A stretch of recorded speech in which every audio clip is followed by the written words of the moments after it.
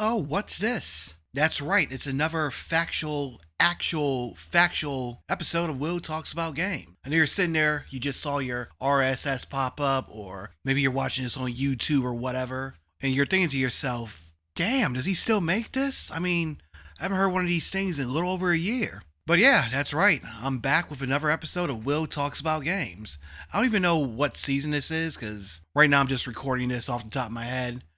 And I'm not really going to know what episode or what season this is going to be until I go to upload it. But yeah, I'm back. And I hope to do more of these. So you probably aren't going to care about why I took so long to do it. I mean, it obviously had a lot of stuff to deal with, like work, moving, marriage, and all that good stuff. But I'm back. So I'm trying out a new format here, rather than doing hour-long sprawls of an episode. I mean, I still might do those if it's something deep and interesting. I'm just gonna do short bits and bites here of various news items or whatever comes on my mind. Part of it is to update this podcast and get it out to more people, and to give anyone that's following me more content to watch, whether you're on YouTube or whether you're listening to this on Spotify or wherever else I'm hosting this. So, if you're new to this, then add me to your RSS feed and subscribe. And if you're watching the video version, the game footage I got, because I'm pretty sure I'm going to put some game footage in front of this. It's just there, for video purposes. If you're working, studying, cleaning around the house, doing whatever, grabbing a snack or whatnot, you can just have this on the background as noise. So anyway, there are a couple big things I want to talk about. The recent controversy with the Microsoft price increases for Game Pass, and also the big news from earlier this week, the Saudi royal family purchase of Electronic Arts. So, let's hop right into this. Alright, we start off tonight with the recent Xbox Game Pass Ultimate increase. So, as of today, Game Pass Ultimate is now $30 a month. Previously, it was $20. So, with Game Pass, you got your Essential, which is still $10 a month. Premium is going to be $15 a month, and Ultimate is now going to be $30. So with Ultimate, that's the highest tier plan. You get over 500 games in the Game Pass library. You get day one first party games, and starting this November, you're going to get the Fortnite Crew Pass, which is basically the Fortnite Battle Pass with 1,000 V-Bucks a month. So they're going to add that to the tier. And you're also going to get Ubisoft Plus Classics, which is pretty much Ubisoft's subscription service. So a lot of people aren't happy about this because $20 is already enough, and now you're going up to $30, and I really can't. At best, your mileage may vary on if you think Ubisoft Classics and Fortnite is going to be worth another $10. So a lot of people aren't happy about this, and I'm hearing a lot of people canceling their stuff. Now, I'll be the first one to tell you, that at one time at least, Game Pass was the ultimate bang for your buck when it came to gaming. There's a ton of games that I wouldn't even play if they weren't on Game Pass. Redfall, Crackdown, those games being a few of them. And there's a few games on there that I only discovered because of Game Pass. But going forward with this, you've got it's basically going to be $30 a month. So there are games that are on Game Pass which cost less to own than a month of Game Pass. And again, not everybody plays Fortnite, and not everybody's digging Ubisoft. At best, your mileage may vary on if those two perks are going to be worth the extra $10, because to hear them tell it, that's basically what you're paying for. And if you remember, this also comes on the heels of the recent console price increases. Now the consoles have already increased once earlier this year, and this is a second time. So for those that don't know, the Series X 512 gigabytes, it was $380, now it's $400. The Series S 1 terabyte, it was $430, and now it's $450. The Series X digital, it was $550, now it's $600. the Series X. It was once $500, now it's $650. And finally, you got the Xbox Series X 2TB Galaxy Black Special Edition. That was $730, and now it's $800. So the reason for this, according to Microsoft, is that they are citing macroeconomic environment, aka the recent tariffs. So I know like at least one retailer is hitting back at them. So Costco, they've been removing Xbox merchandise from its physical locations, and you can no longer order them on their digital storefronts. So it looks like they're trying to get rid of their stock. You know, Costco, they pride themselves on keeping prices low. So obviously, with Xbox increasing their games as it is, increasing their console prices as it is, that's just not gonna sit right with them. And it's not just Microsoft either. Sony's also been feeling the effects of these tariffs, or at least that's what they're saying. So they recently increased all their console prices by $50. So while it's not as bad as Microsoft, and to my knowledge, it's the only price increase they've done this year. The PlayStation 5 Standard costs $549, the Digital Edition now costs $500, and the Pro costs $749. So we're talking almost $800. And of course, Nintendo, as you know, had that big brouhaha with the Switch 2 pre-orders. And back in August, they recently upped the prices for their original Switch family of model. So the Switch 1, the regular one, is now $340, where it was previously $300.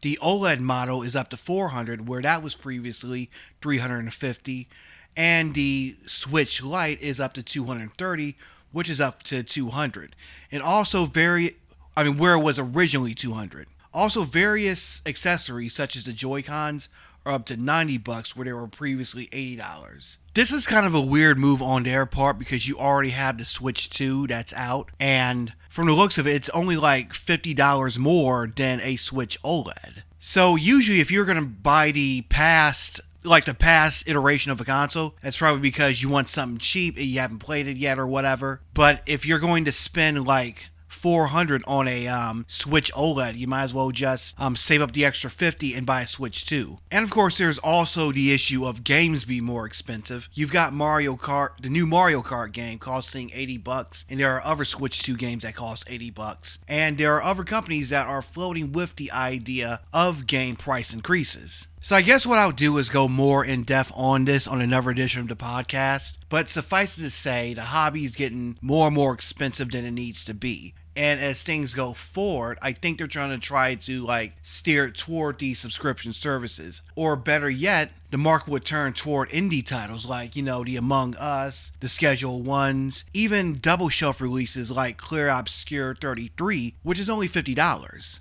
Now, let's be blunt here. Part of this can be blamed on the tariffs. Things like consoles, game controllers, computer parts, like your graphics card, things like that. But other parts of this can be chalked up to corporate greed. Because you have people like Take-Two Strauss Zelnick defending price increases as far back as 2020. And with what these executives claim are rising development costs, they've been advocating for these increases.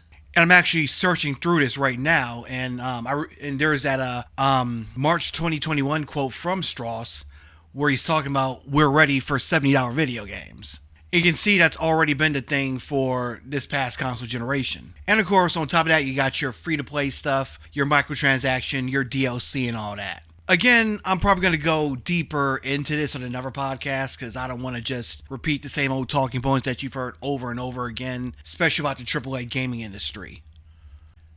Now I want to circle back to Microsoft a bit because I just remembered that the PC Game Pass subscription, which is pretty much Game Pass on PC, that's also increasing from $12 a month to $16.50. So that's a 40% increase. So while it's not nearly as bad as the Ultimate one, it is going to be significantly pricier. And it looks like they're trying to tempt PC Game Pass subscribers over to one of the three console tiers, the Essential, the Standard, or the Ultimate one. So here's something interesting that popped up. I was actually doing some searching for more information on this story, and I came across this tweet by Lena Khan. And if I remember, I'll link to it in the description. But if you remember, she was the person who sued to stop Microsoft from acquiring Activision. So she's actually retweeting a tweet by Lee Hepner from the American Economic Liberties Project. So the graph is mentioning how Microsoft told a court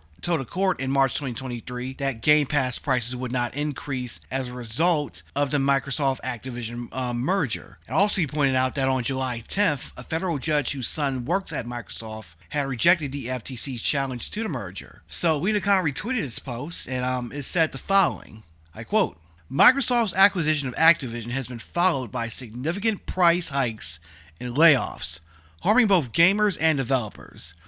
As we've seen across sectors, increasing market consolidation and increasing prices often go hand in hand. As dominant firms become too big to care, they can make things worse for their customers without having to worry about the consequences." So yeah, it turns like she tried to sue to stop the Microsoft Activision merger, and she had caught a lot of backlash from it. Basically from gamers talking about hurry up and just let it go through, and just all kinds of shit toward this woman. But now it's like she's a modern day Cassandra, and like everything she feared is coming across. And I remember, I don't want to say I cheered on. Well, yeah, I kind of did. I gotta own up to that, because I know I made that video about top 10 Activision franchises that Microsoft should revive, and I was talking about how this would mean that the CEO who was doing all the sexual harassment stuff, he was being that he might have to step down or whatever. So yeah, I know I own up to that, but there is nothing for it. But yeah, we all owe her a big apology, because like one of the first things that happened after the merger is you had studios like I think it was Toys for Bob that got shut down, and also there are several developers that were under Microsoft, including Tango Gameworks and Arcane Austin, Alpha Dog Games, and Roundhouse Studios. They were all shut down. And this was after Tango Gameworks had put out Hi-Fi Rush, which was like low-key one of the best games of 2023, and one of the most successful and one of the most well-loved. It's like that company gave Microsoft one of their best games in years. They should have built off that shit. And with a company like Toys for Bob, like my thing was I wanted Microsoft to put them on, say, something like a what's that franchise from Rare? You know, the one with the bird and the bear. Banjo-Kazooie reboot or some shit, because they would have been perfect for that. But instead there have been layoffs, price increases, and all types of other fuckery. And I'll be the first to tell you, I was one of the biggest Xbox fanboys back in the days. I used to keep up with channels like Colton Eastwood and all those, what was it, Randall Thor? Like, they used to hype up, like, Xbox shit. But, like, I can't even with them anymore. Like, I mean, I still got my Xbox. I love Xbox, and I got my Game Pass subscription for the time being. Now, I'm a multi-console gamer. Like, I got PlayStation, I got Switch, I got Xbox, I got a PC, so I'm not no console fanboy. Matter of fact, as soon as I get the money for it, I plan on getting a Switch too, because, I love Nintendo products, and I want to play the new Metroid game on it. But, like, with all this stuff going on with Microsoft, it's being harder and harder to defend. And this comes back to what I tell people, is that these corporations are not your friends. It's like Commander Sterling says, and, well, I paraphrase, game companies don't want some of the money, they want all of the money. So now that that's out the way, it's time for the main event. So, as you know, earlier this week, the big gaming news is that EA, Electronic Arts, has gone private. You know EA, the makers of Madden, Dragon Age, Sims, college football, those Def Jam games that we love from way back, and that third one we didn't like as much, and the Command & Conquer series, which apparently they forgot about, and Dungeon Keeper, Syndicate, Medal of Honor. You get the picture, right? So the company has gone private. They've been acquired by a consortium of investors. And this consortium includes some of the worst people you would ever want to be associated with. First up, you have Affinity Partners, which is a firm that was established by Jared Kushner, who is Donald Trump's son-in-law. You have the private equity firm Silver Lake, who I don't know much about, admittedly, but I'm pretty sure they're up to some shady shit too. And finally, there is Saudi Arabia's Public Investment Fund. The Public Investment Fund's chairman is the Saudi Crown Prince Mohammed bin Salman, who's apparently a big fighting game fan, and I'll talk about this in a few minutes. So the buyout will be to the tune of $55 billion, with $20 billion in debt being financed by JP Morgan. Surprisingly, despite the fact that this is backed by one of the richest nations on earth, this is actually the second largest video game acquisition. The first being Microsoft's merger with Activision, which had a price tag of $68.7 billion. Now, it's too soon to tell what this is going to mean for Electronic Arts, its employees, or its games. But if we learn anything from other mergers, most notably the aforementioned Microsoft Activision merger, we can guarantee that there will be some bloodletting. Games will get canceled, studios will be shut down, and people will be losing their jobs. Now, while we're on the subject of employees, CEO Andrew Wilson will remain at Electronic Arts. He released this statement, quote, "Our creative and passionate teams at EA have delivered extraordinary experiences for hundreds of millions of fans, built some of the world's most iconic IP, and created significant value for our business. This moment is a powerful recognition of their remarkable work. Looking ahead, we will continue to push the boundaries of entertainment, sports, and technology, unlocking new opportunities. Together with our partners, we will create transformative experiences to inspire generations to come. I am more energized than ever about the future we are building." So let's talk about what this could potentially mean for Electronic Arts. Now, earlier I talked about that part of the deal included $20 billion in debt for financing. You see, in order for Electronic Arts to go private, they needed a $20 billion loan to secure the finance for the buyout. Electronic Arts is now on the hook for this debt. So $20 billion ain't cheap. I can't just go into the bank and request a $20 billion loan. I'm going to be, my great grandkids are going to end up paying that shit off after I'm gone.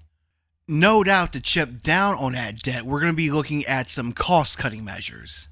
So we're going to be seeing layoffs, studio closures, and games being canceled. I haven't seen anything official, but I can guarantee you that that's how shit is going to go down. Especially given EA's history. I mean, before the deal. Earlier this year, we learned about a Black Panther game that was canceled. And speaking on that, I'm really scared about the Marvel game. I think it's Marvel 1943, the one with Captain America and Black Panther, because we haven't seen much of that. And we know they're notorious for shutting down studios. Pandemic Studios, Westwood Studios, Bullfrog Productions, Maxis. And we're talking about studios that were shut down over a decade ago. And right now I'm thinking about Stephanie Sterling referring to Electronic Arts as Unicronic Arts because the way they acquire studios didn't shut them down. And this doesn't even take into effect any potential cultural impact because we're talking about the Saudi Arabian government here. Matter of fact, when we're talking about stuff like representation, LGBTQ, women, and all of that, not only are we dealing with the Saudis, who have a stellar reputation when it comes to women and LGBT rights, we also have Donald Trump's son-in-law. Need I say more? One of the studios that could potentially be negatively affected, really negatively affected, more so than usual, is, of course, BioWare. As you know, Mass Effect and Dragon Age are notable for their inclusion of LGBTQ companions during the game's story and that you can even romance. I remember Mass Effect 1 catching all that flack years ago over a lesbian kiss. There's a female alien character in the game and your main character can be a woman, so you can romance this person as a woman and they kiss if you unlock certain conditions. So no doubt things like this are going to be in jeopardy. And you think about a game like Sims 4.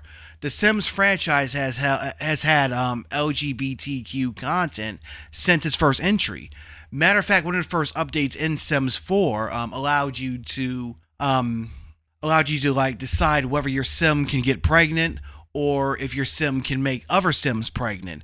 And the clothing was made gender neutral.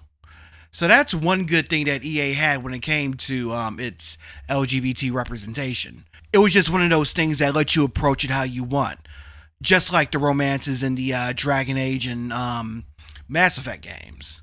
There's also their indie games that they publish under their EA Originals label, such as Lost in Random, Tales of Kenzera Zao, and of course the more recent Split Fiction from Hazelight. Could we be seeing less of a focus on those games? I can easily see like Hazelight, who's the publisher behind It Takes Two and Split Fiction, going out and maybe looking for a new publisher.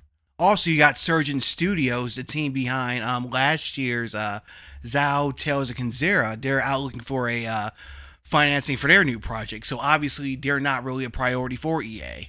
Now, one wing that I don't think will be affected much will be their sports games. You know, they got Madden, NHL, and of course, EAFC. Now, while Madden is their biggest franchise in America, FIFA, which is the game that is now EAFC, EA Football Club, is the biggest selling game worldwide. So naturally, it would be safe to assume that the Saudi Arabian royal family or the private investment fund would want to tap into that. And of course, you also have Madden and their other sports games. And of course, there's the Battlefield games too. Matter of fact, we're going to have a new Battlefield game coming out this month. And that actually had a good reception from what I heard from people who played the beta. So naturally, there's an esports component. So of course, they're going to want to tap into that as well. And I'll explain all this in a minute. I guess when it comes to their games like Respawn Star Wars games, The Sims, the BioWare titles, anything that's under EA Originals, we're going to have to take a wait and see attitude to this. Oh, and Apex Legends, that's another one. I mean, that's a very popular free-to-play online shooter, but there are a lot of characters that are LGBT-oriented. You got trans people, you got gay people, you got non-binaries. So that could be another game that's in the crosshairs, so to speak. So it's a solid prediction that the Saudi royal family, along with the other partners, are going to have their own input into EA's games. I'm not just talking about the culture either. Matter of fact, there is precedence for this as well, and I'm going to get to that a little bit later. Naturally, the only people who are happy about this outside of the parties involved, you know, EA, the Saudis, Jared Kushner, and the Silver Lakes, are of course the anti-woke YouTube grifters. You know, the ones who whine about shit being woke. Obviously are happy about this because apparently the Saudi royal family is going to take wokeness out of video games or whatever. And of course, naturally, they're too fucking stupid to see the big picture behind this. So what is that big picture though? Well, let's talk about it. So, if you're familiar with politics in the Middle Eastern region, no doubt you've heard about Saudi Vision 2030. So what this is, at least the way it's marketed, is a program by the Saudi Arabian government to diversify their economy so as to not be dependent on oil. So to that end, they've been investing in real estate, airports, agriculture, sports, and relevant to this podcast, esports and video games. You name it, chances are Saudi Arabia is investing in it. Now, on the surface, this is about diversifying their economy. But what many people, myself included, speculate that this actually is an attempt to whitewash the government's record. Without going too deep into it, as you know, the Saudi Arabian government, like I mentioned before, does not have the best reputation when it comes to women and the LGBT community. So of course you hear a lot about Saudi Arabia allowing women to drive in 2018, but the country is still subject. But women in the country are still subject to what's called male guardianship. So basically what this is, it's a fixture throughout several Middle Eastern and Northern African countries, which are usually Muslim fundamentalists. So what this is that a woman has a male guardian. Usually it's her father, and once she gets married, it'll be her husband. And this male guardian is the one who makes decisions on their behalf. Now, there have been various restrictions from this law that have been lifted since 2018, but it's still very much a thing in Saudi Arabia. And of course, as far as LGBTQ rights in Saudi Arabia, basically homosexuals and transgenders are subject to capital punishment up to and including the death penalty. So yeah, when you hear the propaganda about all this supposedly progressive stuff they're doing, like they're patting themselves on the back for letting women drive and shit. So you know it's a bunch of bullshit. And of course, there is the assassination of the journalist Jamal Khashoggi. He basically went to the Saudi consulate in Istanbul, Turkey, and came out in pieces. And allegedly, because that word's always important when you talk about crime, allegedly, this crime was ordered by the Crown Prince Mohammed bin Salman. So that's a name you should probably pay attention to because he is Saudi Arabia's de facto ruler and has been since 2015. And he is also the chairman of what's called the Public Investment Fund. So naturally, because you were paying attention earlier, you recognize that is the name of one of the partners in the EA purchase. You see, what this is a sovereign wealth fund of Saudi Arabia. So its total assets are worth around United States dollars 941 billion.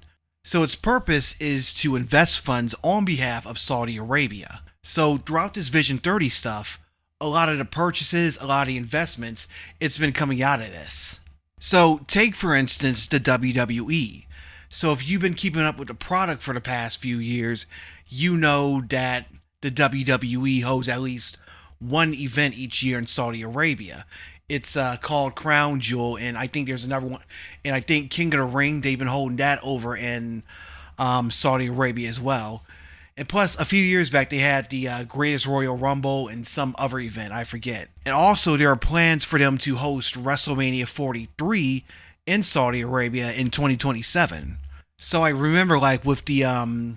So if you remember when they first started doing events over in Saudi Arabia, you heard the commentators hype up Vision 2030 and all this great stuff about what Saudi Arabia and what the Crown Prince was doing and whatnot. So that's part of what that is. Now another place that they've had their fingers in is Newcastle United. So they own a majority stake in the UK football team. And by football in this case, I mean soccer, obviously. Golf is another area they've been heavily investing in. As a matter of fact, they've established what's called LIV Golf, which is a rival tour to the PGA. And they've made deals with several famous golf players to participate, including Phil Mickelson, Sergio Garcia, Martin Kramer, and Lee Leswood, to name a few. Of course, the players who participate in the league have caught slack from family members of 9/11 victims, and of course activists who've been giving them questions about like the assassination of Jamal Khashoggi. So being associated with the Saudis kind of put them in a bad light.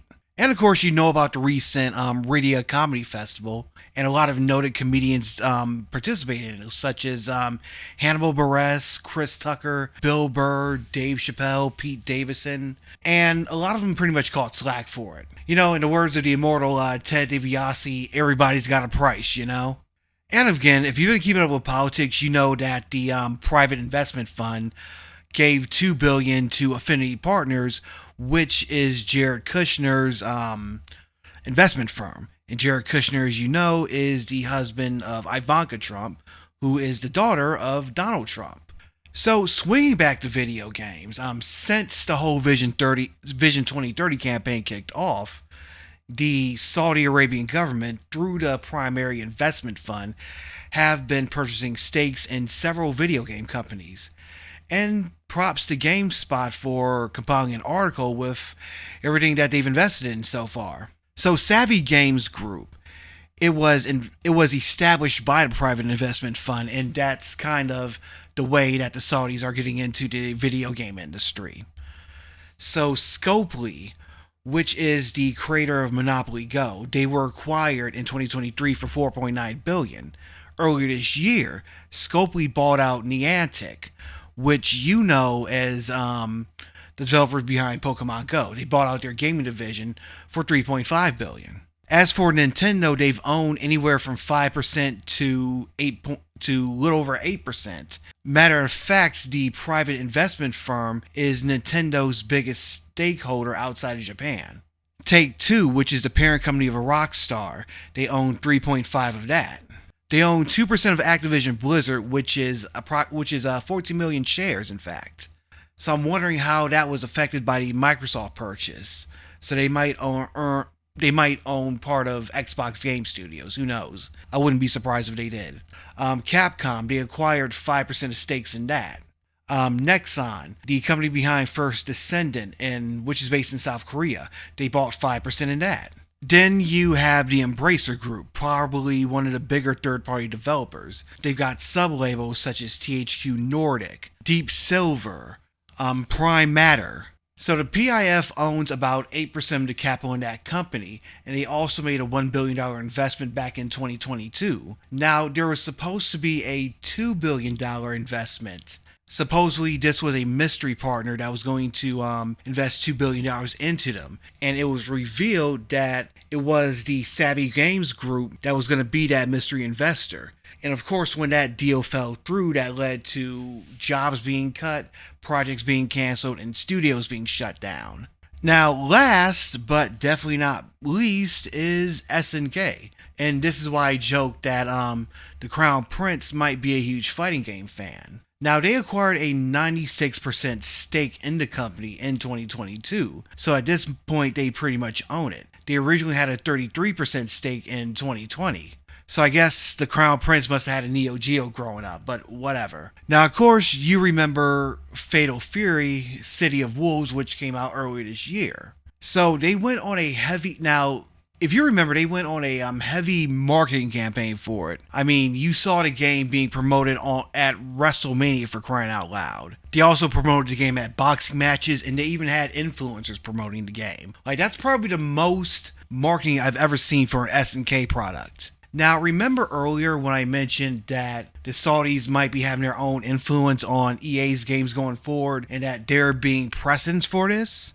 Well, Cristiano Ronaldo, the football player for Al Nassr, which is Saudi Arabia's football team. He's a character in Fatal Fury, City of the Wolves. And Salvatore Ganacci, who's a DJ who also has done several events in Saudi Arabia and is a close friend of the royal family, is also a character in City of the Wolves. Matter of fact, during that WrestleMania show I mentioned, you saw Salvatore doing his little DJ set and having the little dances with him, and basically the commentators were hyping up the game and stuff. So yeah, we could be seeing shit like, I don't know, a Cristiano Ronaldo skin in the next battle, or maybe Cristiano Ronaldo as a Madden what's it called, an Ultimate Team card or some shit. Now, despite all this marketing, the game didn't perform as well as expected. Now, the game isn't a bad game, it's actually a pretty good game, but I guess it didn't sell enough to satisfy SNK. So this led to Kenji Matsubara, who was then the CEO of SNK, stepping down from his role.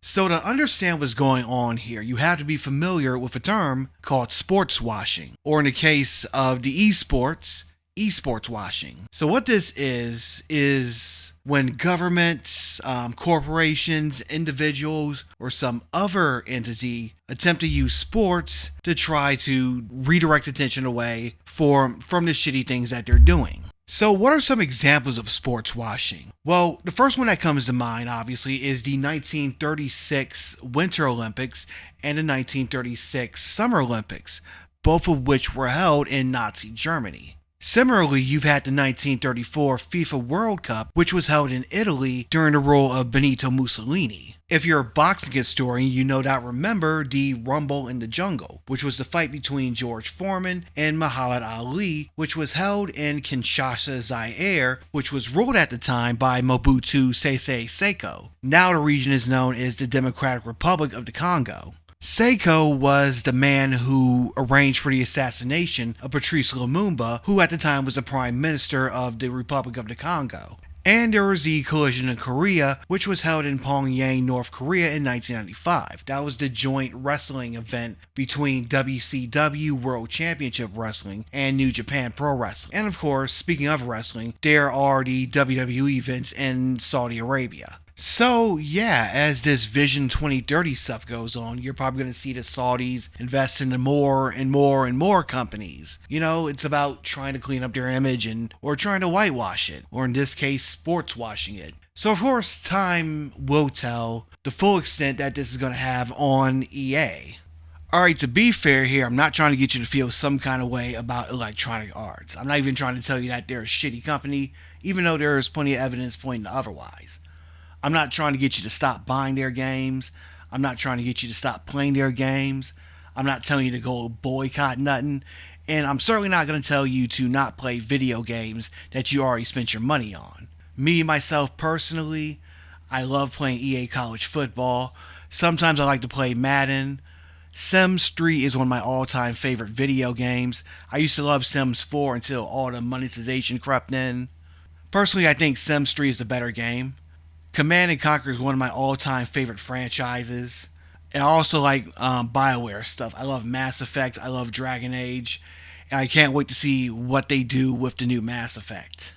And of course, they also put out Zao Tales of Kenzera, and that was one of my favorite games from last year. And of course, there's the Marvel 1943 game that's coming out. I can't wait to play that. I hope that's still in development. And I really like the Star Wars games they put out, like Star Wars Jedi Fallen Order. Like, my whole purpose of this is just to tell you guys, to give you guys a little bit of insight about how the sausage is made, and make you aware of some of this kind of stuff, so you can make your own decisions yourself. Again, if you like playing various titles from EA, keep playing them. Don't let me stop you. Don't let this stop you. But, just now you know where that money's coming from. So before I end this podcast, I want to talk about something positive. I don't just drag on about negative shit. I like to promote things that I like too, because that's important. You need the positivity to balance it out. So therefore, I want to talk about one of my favorite games that came out this year. It's called Schedule 1. In Schedule 1, you play as a drug dealer. You start by selling weed, then you move up to meth, and eventually you move up to coke. All the while you gotta deal with cops and rival cartels. So you get your ingredients, you try to come up with the best mixes that are the most addictive and can make you the most money. You can even hire other dealers to work for you. You can buy cars and other vehicles. You basically grow your operation up from selling weed in your RV all the way to running your own trap house. You can hire employees for it. You can hire chemists, baggers, and everything. Like, it's just amazing. The Steam sale is going on, so you can get it for like $14. The game has a really funny art style that's kind of reminiscent of South Park. So it's about drugs, but it's pretty humorous too. So if you like that kind of stuff, definitely check it out. So that's it for the podcast, at least this edition of it. I'm trying to come up with a regular schedule for this, maybe every few days, every weekly. Like, I still haven't decided if I just want to do like one news article at a time or just come up with one weekly program where I sum up everything. Like, sometimes I might not even be about news. It just might be me talking about random video game related stuff. But let me know what you guys think. If this is your first time listening, then do subscribe. My link tree will be in the description so you can find me on social media. So, yeah, I don't really have much more to talk about. But anyway, thanks for listening, and I hope to see you guys next time.